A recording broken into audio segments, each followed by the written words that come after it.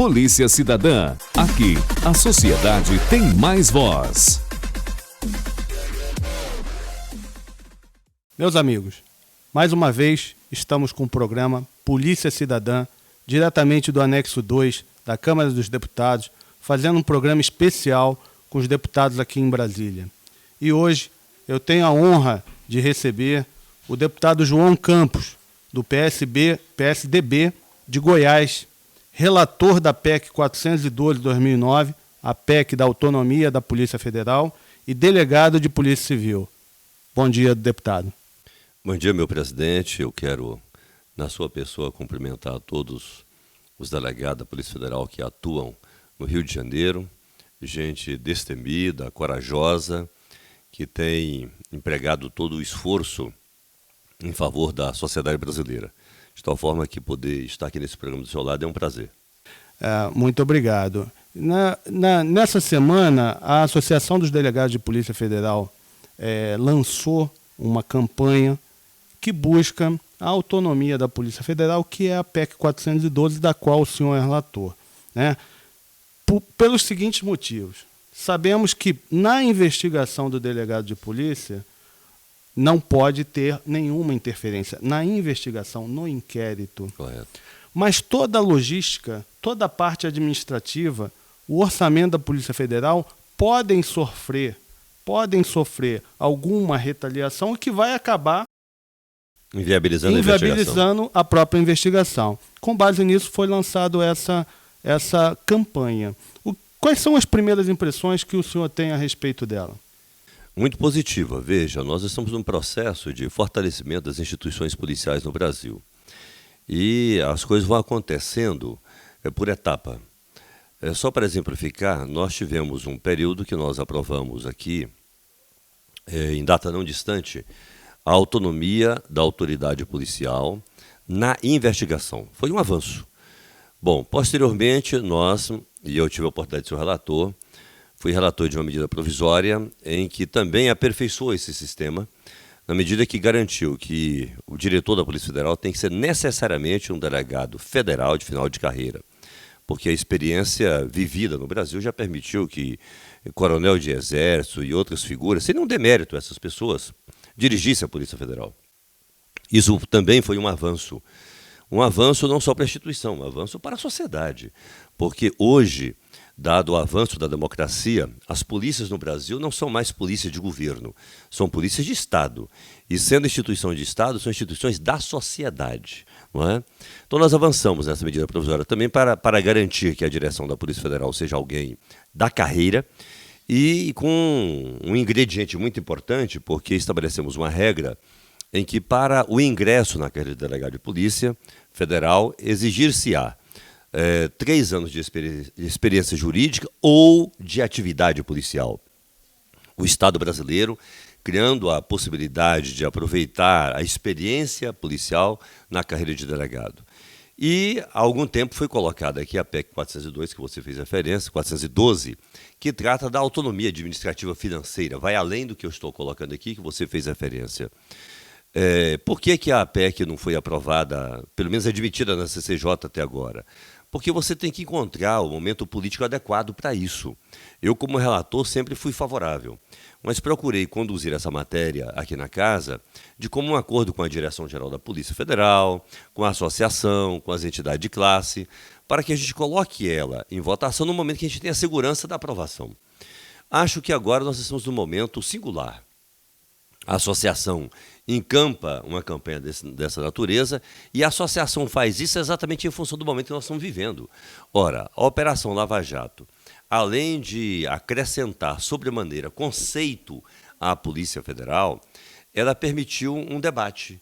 O PT vinha e vem fazendo uma campanha subretícia, nos bastidores, de pressão para que o ministro da Justiça, o então ministro da Justiça, José Eduardo Cardoso, pudesse interferir nas investigações, pudesse interferir no trabalho investigativo da Polícia Federal, pudesse, aí vamos caminhar para o campo da autonomia administrativa financeira, não viabilizar os recursos orçamentários para que a Polícia Federal tendo autonomia na investigação, não tivesse os meios de realizá-la.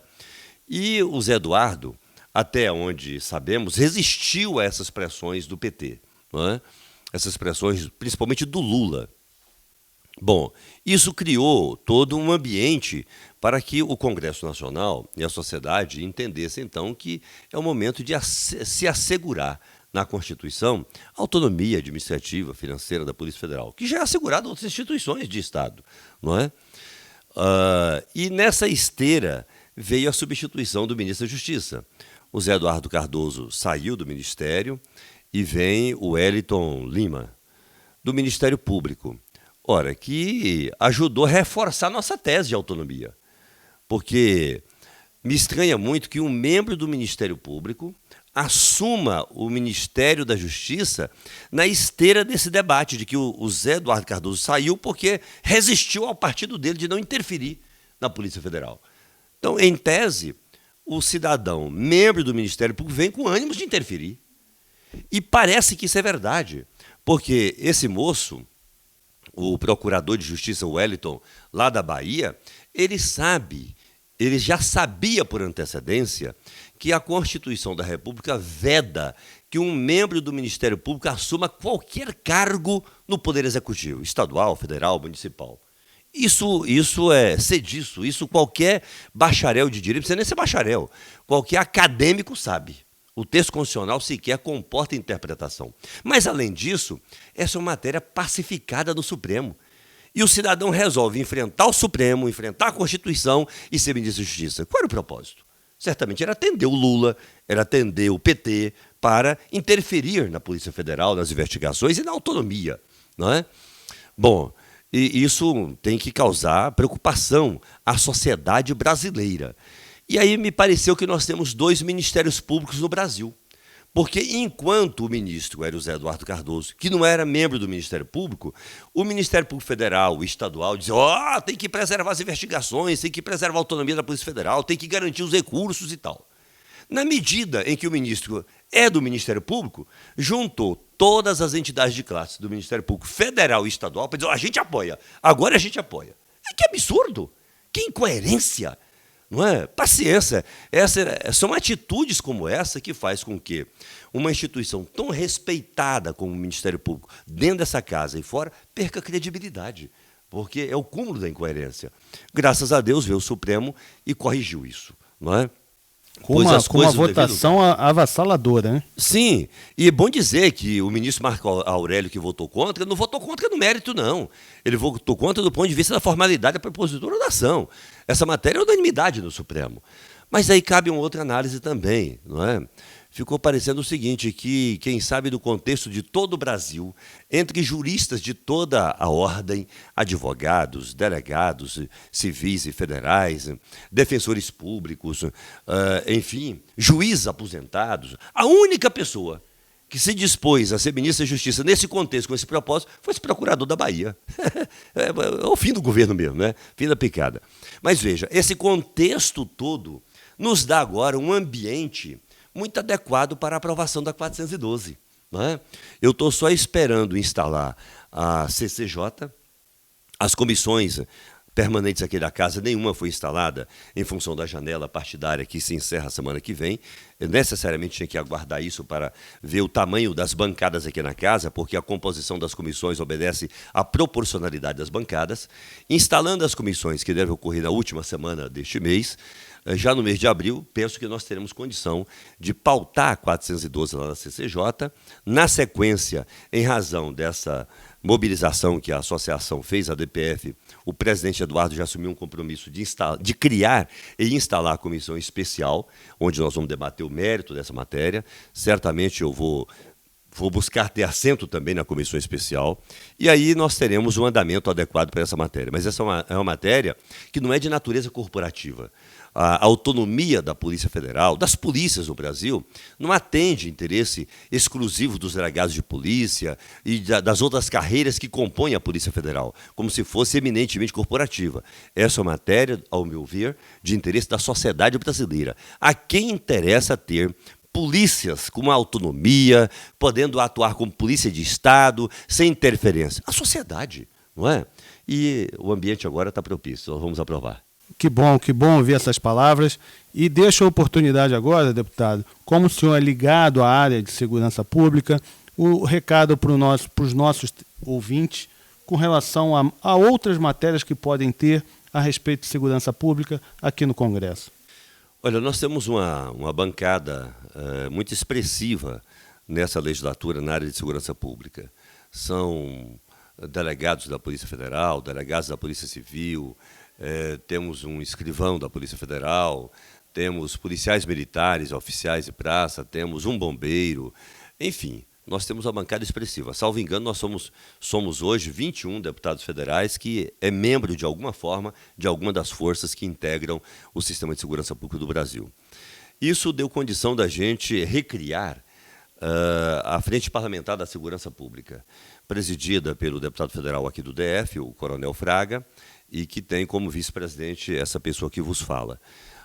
Acho que essa Frente Parlamentar tem como membros, salvo engano, mais de 300 parlamentares, porque o tema da segurança pública está na pauta, na ordem do dia da sociedade brasileira. Temos, portanto, a possibilidade de, nessa legislatura, avançarmos muito na área legislativa. E por isso mesmo é que agora eu fui escolhido relator da reforma do Código de Processo Penal. Eu acho que a reforma do Código de Processo Penal é mais importante para o Brasil, é mais importante no enfrentamento da impunidade, é mais importante para o fortalecimento das polícias judiciárias e da justiça criminal do que o Código Penal. Aumentar a pena, não sei o quê. Não, acho que nós precisamos de um Código de Processo Penal com menos recursos. Nós temos tantos recursos de natureza procrastinatória, que valorize o trabalho da polícia, que fortaleça e modernize o inquérito, que facilite as regras do tribunal do júri, daí por diante, porque é o processo penal que vai dar efetividade à justiça criminal. E eu fui escolhido relator geral. Estou muito honrado, vou colher as contribuições de vocês todos, dos diversos segmentos dos operadores do direito, para que a gente possa ofertar à sociedade brasileira um Código de Processo Penal que atenda a isso que eu estou dizendo, não é? Que possa dar efetividade à justiça criminal. Hoje, o policial de qualquer força e a sociedade, mas o policial, acho que mais do que a sociedade, é indignado. Ele expõe a vida dele, faz o trabalho com muita dedicação, enfim, prende o malandro, prende a organização criminosa, etc., e aquilo se desconstitui no primeiro momento, não é? Exemplo, audiência de custódia. Conceitualmente é uma beleza, a audiência de custódia, não é? É para que o juiz possa, preferencialmente o juiz chamado juiz das garantias, que nós ainda não temos no Brasil, possa aferir a legalidade da prisão e assegurar as garantias do bandido. Conceitualmente, tudo bem. Mas, na prática, o que está acontecendo? Bom, e aqui eu já abro um parênteses para dar uma explicação. Você que está me assistindo, a audiência de custódia não faz parte de nenhuma lei aprovada nesse parlamento. A audiência de custódia é uma resolução do Conselho Nacional de Justiça. Portanto, está abaixo da lei. Mas o Conselho recomendou aos tribunais do país, os tribunais estão procurando se estruturar. Na prática, o que acontece na audiência de custódia? O juiz recebe o bandido, e me perdoe, que me permita aqui usar a linguagem policial, bandido. Claro, não é? O juiz recebe, a polícia fez todo o esforço, prendeu o mala, o bandido, em flagrante. Não é? Aí qual é a primeira providência, depois de levar o flagrante? Levar na presença do juiz. Quem é que leva? A polícia, quem fez a prisão. Chega lá, o que o juiz pergunta? Não é perguntas que vão aferir a legalidade da prisão, porque nenhum juiz no mundo tem condição de aferir a legalidade da prisão entrevistando bandido. Ele vai aferir isso olhando as peças do auto de prisão em flagrante. Então, o que cabe ao juiz? O que o juiz faz? Assim, fulano, você foi espancado, torturado aí pela polícia? Na frente da polícia, que prendeu. Qual é o policial que, depois de uma audiência de custódia, vai querer voltar a enfrentar a criminalidade? Nenhum. Porque é como se invertesse o polo das coisas. O bandido ali passa a ser o cidadão de bem e o policial passa a ser o bandido, não é? É a pergunta que o juiz faz, a primeira. Você foi torturado? A polícia te bateu? Não sei o quê. E veja, antes do camarada ser levado ao juiz, ele passa no IML. O que vai dizer alguma coisa é o laudo. Imagine você, se o bandido, e o que ocorre, fala, não, doutor meritíssimo, eu fui torturado mesmo, veja essa escoriação aqui. O bandido resistiu à prisão, enfrentou a polícia, e hoje no Brasil, o Brasil é hoje um dos países onde mais se mata policial na operacionalidade. Ele falou, aqui, ó, doutor, me machucou. Machucou porque ele resistiu. E o juiz vai fazer o quê? Não tem o que fazer naquele instante. Aí o juiz fala assim, ó, extrai as peças aí e manda para a corregedoria. Essa audiência de custódia é um desserviço à sociedade e à polícia. Porque ele intimida a polícia, ele desmotiva a polícia. Não é? Uma outra coisa que acho que nós vamos debater na reforma do Código de Processo Penal. Prisão domiciliar. Nós temos hoje, quem sabe, quem está me assistindo aqui, me ouvindo, não tem essa informação. Nós temos hoje quase 150 mil bandidos no Brasil em prisão domiciliar. Parece que nós não temos um regramento objetivo, claro, acerca de em que circunstâncias, quando é que efetivamente pode se estabelecer uma prisão domiciliar. Na falta de presídios, nessa política do PT, da esquerda, do desencarceramento, então vamos utilizar a prisão domiciliar. E hoje qual é a diferença entre eu, você, nós, cidadão de bem, e o bandido que está em regime de prisão domiciliar? É que eu e você temos a hora certa de chegar em casa, a gente não sai para o lazer por causa da bandidagem, essa coisa toda, e tem uma hora certa de chegar em casa. A gente sai só para o serviço, o filho só para a escola, e nós estamos monitorados às nossas custas. A gente contrata uma empresa de segurança privada, coloca lá as câmeras, tudo, né, para monitorar a gente. E o bandido não está monitorado pelo governo. A diferença é só essa, sabe? Isso é um absurdo. A prisão domiciliar tem que ser a exceção, está virando regra no país. E ao virar regra, contribui para a impunidade. Não é? O governo não constrói cadeias, presídios, então prisão domiciliar. A palhaçada é outra coisa que nós vamos ter que discutir. E me permita aqui, eu sei que eu estou extrapolando o tempo, mas o tempo é do senhor. Me permita aqui, uma coisa que foi colocada na lei das cautelares e que nós vamos ter que mudar. Olha, é porque o que está hoje desprestigia também a polícia. Mais uma vez, a polícia se dedica, investiga, e etc., e prendeu o flagrante. Uma quadrilha perigosa. Aí, o flagrante só vale até o preso chegar na presença do juiz. Chega lá, o juiz vai analisar se estão presentes os pressupostos para a prisão preventiva. Se tiver, ele transforma a prisão em flagrante em preventiva. Mas mesmo estando presente, e ali cessou o flagrante não tem mais nenhum valor dali para frente em termos de restrição da liberdade do bandido. Por que não prevalece o flagrante? Tem que decretar a preventiva. A paciência. Mas tem mais. O juiz analisa se estão presentes os pressupostos para a preventiva. E o juiz chegou à conclusão que estão presentes. Mas aí a lei diz o seguinte, ainda que presente os pressupostos para a preventiva, o juiz deve verificar se não cabe alguma medida cautelar diversa da prisão. Se couber, que aplique elas e não a prisão. É uma piada isso. Vamos ter que mudar isso agora na reforma do Código de Processo Penal. Eu vou defender o seguinte, presente os pressupostos da prisão preventiva, decreta-se a preventiva. Mas nas hipóteses diversas do flagrante, porque no caso do flagrante, só manter o flagrante, não precisa decretar a preventiva. Ok? Quando é que se aplicará as medidas cautelares diversas da preventiva? Quando não couber a preventiva. Tem que ser o contrário. É quando não couber a preventiva. Hoje não. Essa lógica, hoje do Código de Processo Penal, ela, portanto, é a favor do bandido e contra o cidadão de bem e desprestigia o trabalho da polícia. Nós temos que mudar isso. Não é? Olha, eu fico entusiasmado não com tem esses problema, temas, tá? Então me perdoe, mas eu estou falando aqui das minhas convicções, tá bem? Contem conosco aqui no Parlamento. Nós temos aqui como eu dizia, um grupo de parlamentares que vieram do sistema de segurança, muito comprometidos com a causa da segurança pública, e nós vamos certamente conseguir avançar substancialmente em termos de fortalecer o sistema, alterando a legislação, sabendo que a questão do enfrentamento da criminalidade, a legislação por si só não é suficiente, mas vamos fazer a nossa parte, não é? Precisa de recursos vinculados, precisa de dinheiro, precisa de autonomia, de um conjunto de outras coisas. E me permita aqui nessa conclusão, dizer que a legislação, ao dizer que a legislação por si só não é suficiente, eu quero dar 2 exemplos aqui de legislação que nós fizemos duríssimas, mas não deu o resultado, não surtiu o resultado que a sociedade desejava e nós. Por quê? Porque os governos não criaram os meios de implementação da legislação. Por exemplo, Estatuto do Desarmamento. Legislação duríssima. E os bandidos continuam armados. Não é? A fronteira aberta, o tráfico internacional de armas, etc. A Polícia Federal não tem efetivo, a Receita Federal não tem efetivo e tal. Então, Não bastou a lei duríssima, não é? Uma outra lei duríssima, porque o que mais fomenta o crime são armas e drogas. A lei antidrogas de 2006, na minha visão, duríssima em relação ao tráfico, em relação ao financiamento, ao cultivo, etc. Parece que foi aumentar, porque o governo está ignorando a lei, não criou os mecanismos de implementação da lei. Nós vamos continuar aperfeiçoando a legislação aqui.